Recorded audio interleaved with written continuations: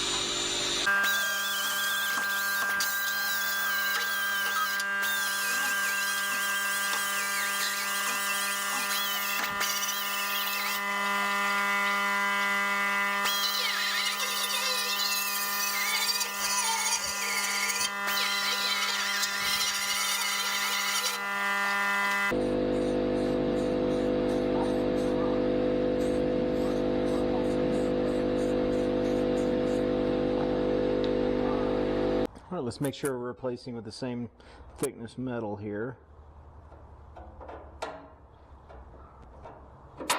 Alright, looks like 18 gauge. And here's our replacement piece, so let's make sure.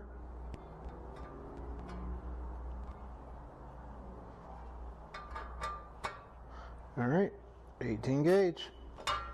Let's get it cut out.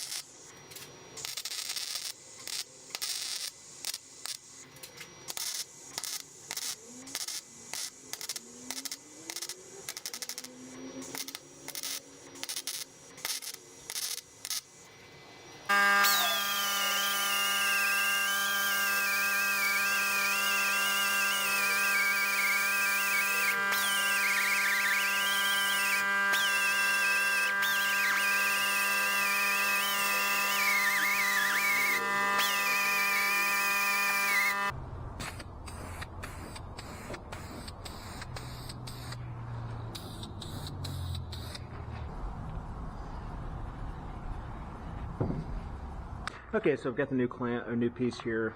A couple of places where it doesn't fit really well, so I've got to trim right through here so this whole piece can slide this way just a bit, because I don't know if you can tell, but there's maybe, I don't know, 3/8 of an inch gap kind of right down here, so this whole piece needs to just kind of shift this way just a little bit. And then we've got a little bit of a gap right through here, you can see. So it just needs a little trimming on this new piece, and then we'll get that welded.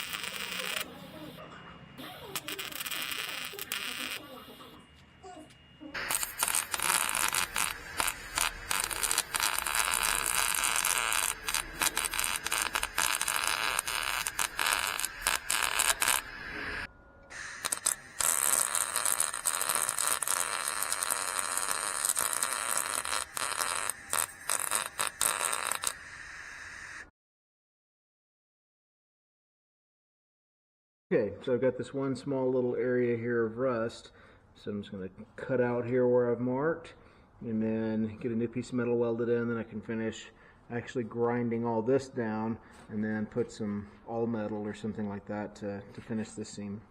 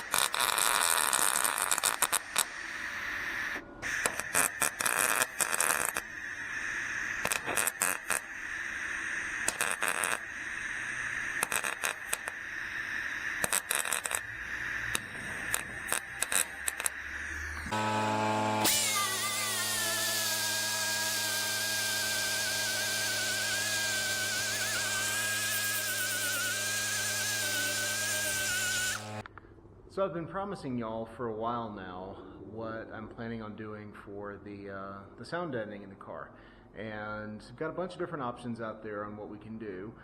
There's always Dynamat, or there's Peel and Seal, which is what I've got on the 52 Chevy, and I also looked at another product called Lizard Skin.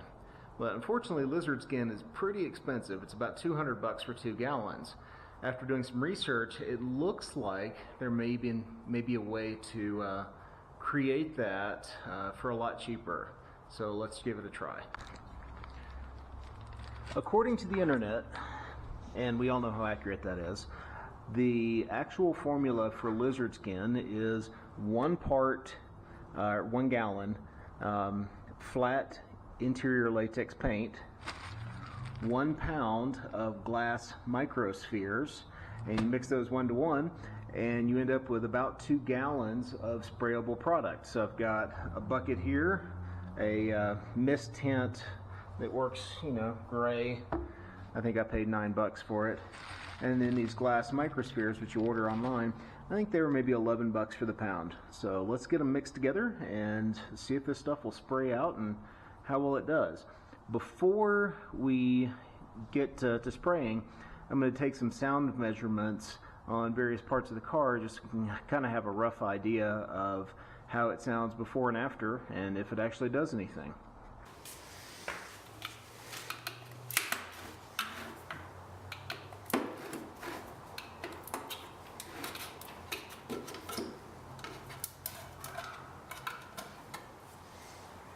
Not a bad color for interior of a car.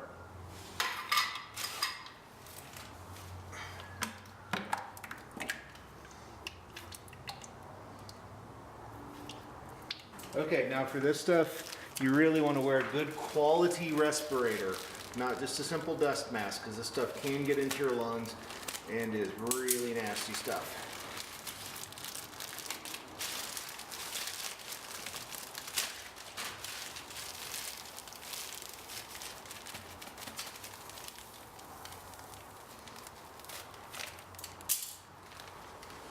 All right, here goes.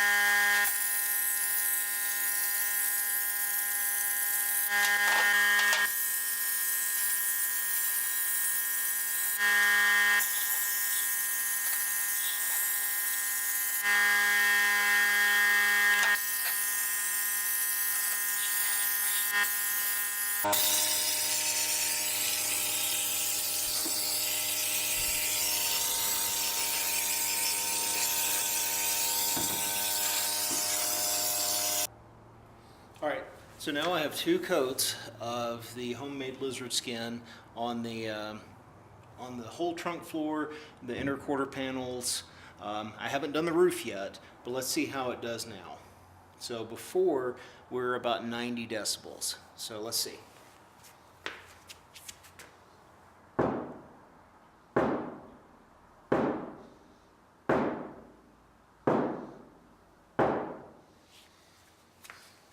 Alright, even striking it a little bit harder, our max was 85.7 on the passenger side, so it did reduce it a good 4 to 5 decibels. Let's try the driver's side.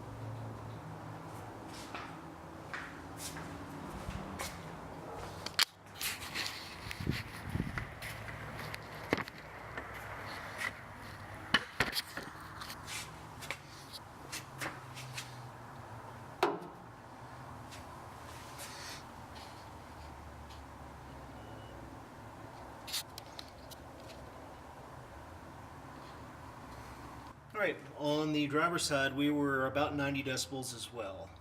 So let's try this again.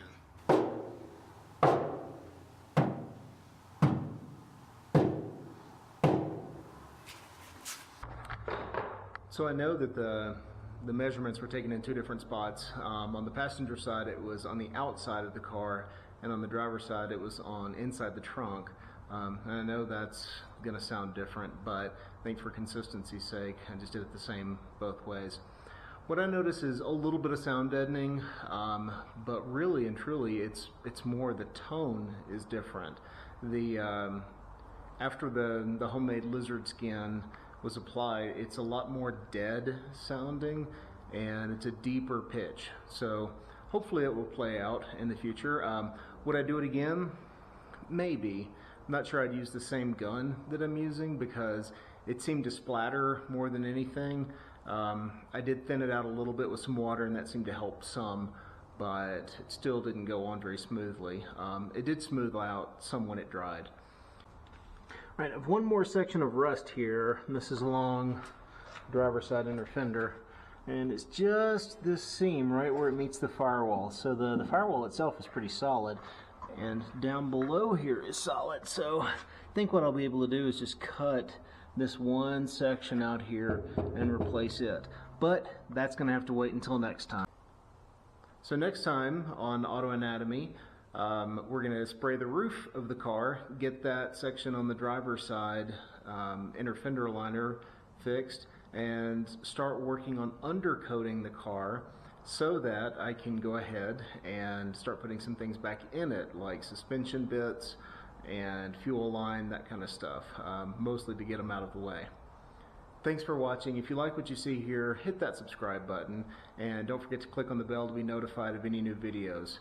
Thanks for watching. Happy Easter. We'll see you next time.